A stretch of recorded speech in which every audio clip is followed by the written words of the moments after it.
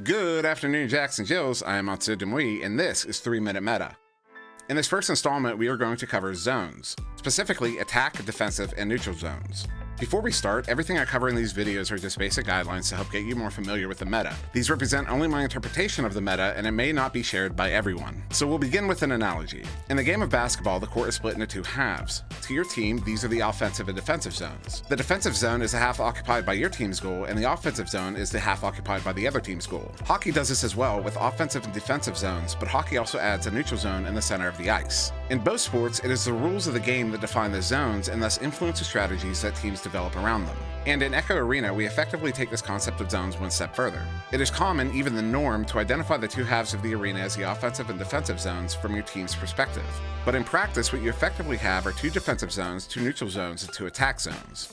Mid doubles as both an attack and defensive zone depending on whether or not you control the disc. In Echo Arena, an offensive attack happens in two stages. First, the offense has to get through mid, and then they can set up for an attack on the bubble. There is no bubble attack before getting through the choke point at mid.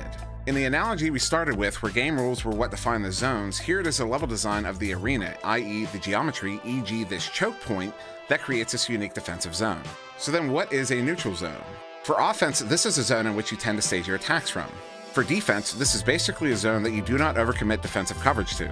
And again, it is the level design here that creates this effective zone. With so much space, it is much easier for the offense to successfully complete passes and otherwise progress up the field. That is, as opposed to mid, where the geometry creates a choke point, or bubble, where the geometry funnels everything into a smaller and smaller area around the goal, and thus these are far more viable as defensive strongholds. So in the end, it is the lack of defensive viability that creates these neutral zones. So how do you use this information?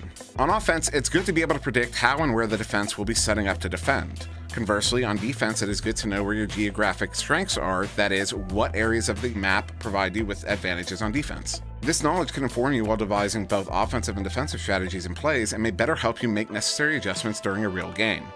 Some core concepts to always keep in mind are space and numbers. These exist on a sliding scale where more space and fewer numbers tends to favor the offense, while less space and more numbers tends to favor the defense. Numbers here just meaning the number of players in a given area.